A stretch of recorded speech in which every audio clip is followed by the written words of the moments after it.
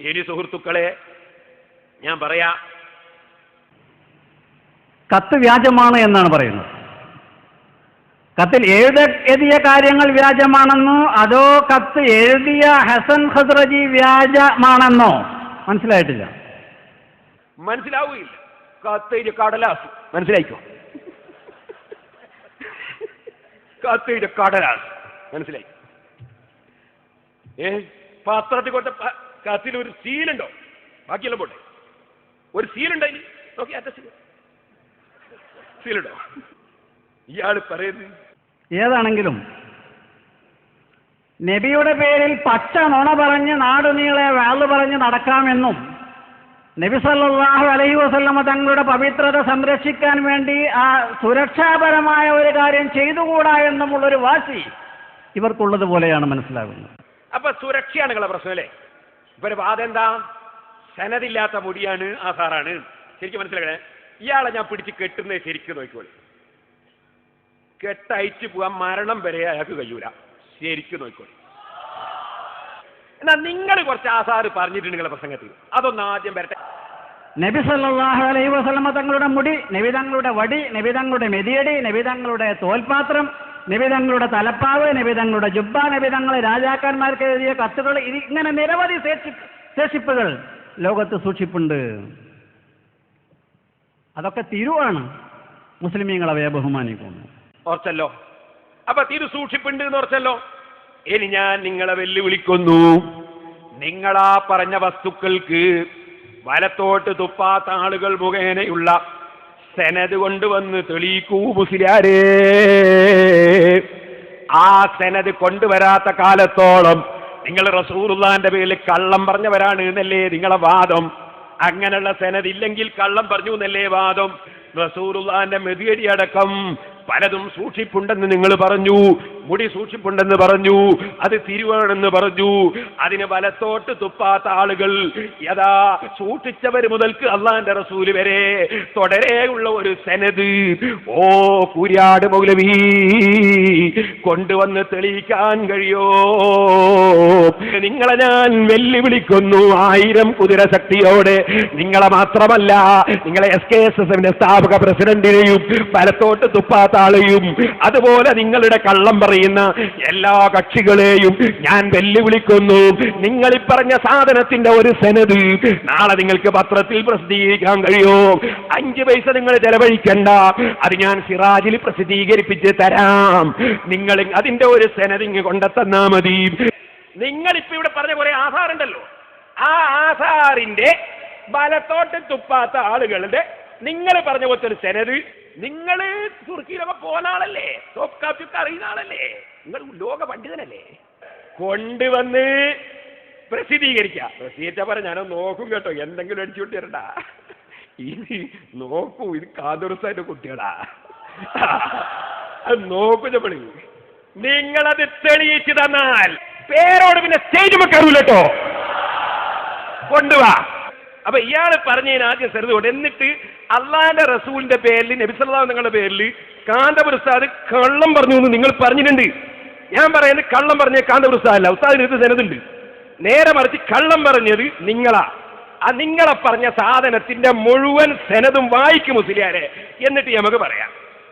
ഇനി എന്താ ചിലർക്കൊരു ധാരണ ഉണ്ട്, നിഷേധിക്കാൻ തെളിവ് വേണ്ട. അതും പിടിച്ചോ. ദല്ലത്തിലായത്തു അലാ അന്നൽ മുദ്ദഇയ സവാഉൻ ഇദ്ദഅ നഫിയൻ ഔ ഇസ്ബാതൻ ഫലാ ബുദ്ദ ലഹു മിന ദലീൽ വൽ ബുർഹാൻ. വാദിക്കുന്ന ആള് അയാള് ഇല്ലാന്ന് വാദിക്കുകയാണെങ്കിൽ തെളിവ് കൊണ്ടുവരണം, ഉണ്ട് എന്ന് വാദിക്കുകയാണെങ്കിൽ തെളിവ് കൊണ്ടുവരണം. അങ്ങനെയാ ഖുർആൻ പഠിപ്പിച്ചതെന്ന് റാസിമ പറഞ്ഞു. ഇത് പണ്ഡിതോചിത ചർച്ചയാ, കിതാബ് കെട്ടുള്ള ചർച്ച, രജിസ്ട്രാൾ ചർച്ചയല്ല. അതുകൊണ്ട് പറ തെളിവുണ്ട്, ഇല്ലാന്നുള്ളത് തെളിവുണ്ട്.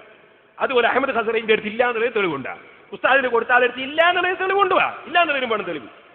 ഇനി എനിക്ക് പറഞ്ഞാൽ എന്ത് സംഭവിച്ചിരിക്കുന്നു? നേരത്തെ ഇവിടെ സൂചിപ്പിക്കപ്പെട്ടതുപോലെ കണ്ണിയത്ത് ഉസ്താദ് അവർ ദുആ ചെയ്തിട്ടുണ്ട്, സമസ്തക്കെതിരെ കേസ് കൊടുത്ത ആളുകളെ മുഖം കെടുത്തണം. അതിന്റെ അവസാനത്തെ ഉദാഹരണം. സമസ്തക്കെതിരെ കാന്തപുര ഉസ്താദ് കേസ് കൊടുത്തിട്ടില്ല. കാന്തപുര ഉസ്താദ് സമസ്തയെ സംരക്ഷിക്കുകയാണ് ചെയ്തത്. സമസ്തയെ തകർക്കുന്നവരെ മൂങ്കെടുത്തോളം അന്യത്ത് ഉസ്താദ് വേറെ ഉണ്ടാവും. ആ ദുആ ഫലിക്കുന്ന നമ്മൾ കാണുന്നത്. മോൻ കെടുകയാണ് നിങ്ങൾ. പറ ഇനി ഇതിനു വേണ്ടി നാടുനീളെ ഉയർത്തിയ ഫ്ലക്സ് ബോർഡുകളിലുള്ളത്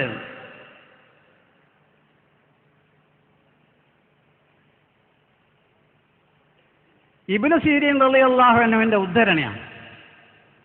തിരുകേശം സൂക്ഷിക്കുക എന്ന് പറഞ്ഞാൽ അത് ദുനിയാവിലുള്ള ഏറ്റവും വലിയൊരു മഹാഭാഗ്യമായി, വലിയൊരു നേട്ടമായി ഞാൻ കാണുന്നു.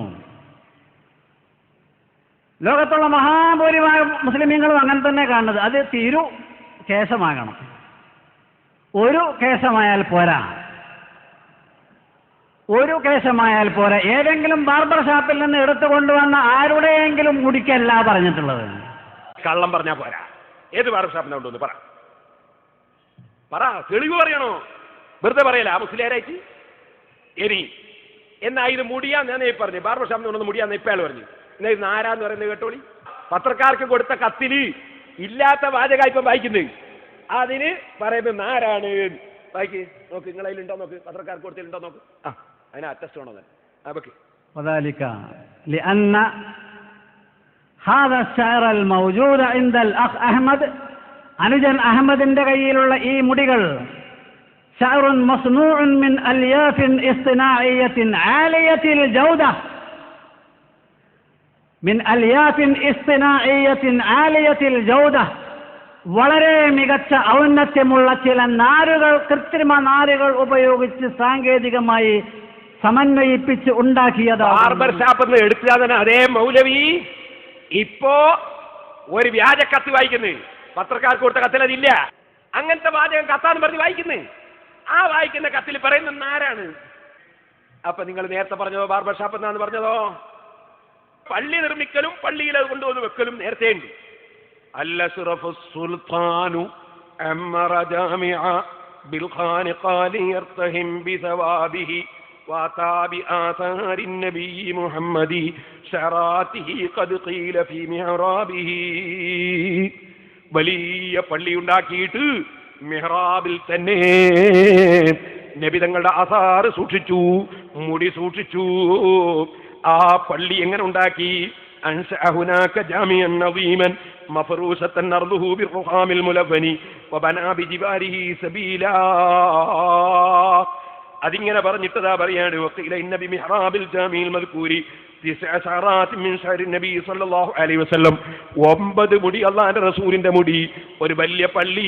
അതും ഏതു കാലത്ത്? പഴയ കാലത്ത് നല്ല എ ക്ലാസ് മാർബിൾ കൊണ്ട് നിർമ്മിച്ചിട്ട് അവിടുത്തെ മിഹ്റാബിൽ റസൂലുള്ളാഹിന്റെ മുടി കൊണ്ടുവന്ന് വെച്ചു. 9 മുടി വെച്ചു എന്ന് അതാ സുഹൃത്തുക്കളെ ചരിത്രകാരന്മാർ രേഖപ്പെടുത്തുന്നു. ഇവര് പറയുന്നു മുടി പള്ളിയിൽ സൂക്ഷിക്കാൻ പറ്റൂല. ഇവരെവിടുന്നാണ് ചരിത്രം പഠിച്ചത്? എവിടുന്നാ വിഷയം പഠിച്ചത്? പള്ളി ഉണ്ടാക്കുന്ന മുടി വെക്കാനല്ല എന്ന് ഞാൻ പ്രസംഗത്തിൽ പറഞ്ഞു. പള്ളി ഉണ്ടാക്കുന്നത് നിസ്കരിക്കാനാ, ദിക്റ് ചൊല്ലാനാ, സലാത്ത് ചൊല്ലാനാ. അവിടെ മുടി വെക്കും. അതുകൊണ്ടാണ് തിരുകേശത്തിന് ഒരു ഉത്തമ കേന്ദ്രം തന്നെ. അല്ലാതെ തിരുകേശം വെച്ചിട്ട് അങ്ങ് അടച്ചാളിയാനല്ല. ഇവർ വിചാരിച്ച അങ്ങനെ തോന്നി. തിരുകേശം കൊണ്ടിട്ട് അവിടെ വെക്കുക, വാതിലങ്ങ് അടച്ചോല, എല്ലാവർക്കും പോരുക. അങ്ങനെ ഞങ്ങൾ വിചാരിച്ചു. എന്തൊരു സങ്കടമായി ഇത് പഠിച്ചോലെ. പണ്ടൊരു മുജാഹിദ് പറഞ്ഞു ഓൻ കാഫറാണ്. എന്താ ഒരു ഉദാഹരണം എന്താ വെച്ചു? ഓൻ പള്ളി കയറി മൂത്രയിക്കുന്നതന്നെ. ഇപ്പം നോക്കുമ്പോൾ എന്താ അറിയോ, ഇയാൾ കാറിൽ ഇങ്ങനെ പോകുമ്പോൾ ഡ്രൈവർ നിർത്തണ വണ്ടി, ഞാൻ പള്ളി കയറി മൂത്രയിക്കട്ടെ. പള്ളി കയറി മൂത്രയിച്ചാൽ കാഫറാവില്ലേ? വീട്ടിച്ച് അയാളെ കാഫറാക്കി. ഇങ്ങനത്തെ കുറെ വ്യാഖ്യാനക്കാര്. ഇന്നാ ലില്ലാഹി വ ഇന്നാ ഇലൈഹി റാജിഊൻ.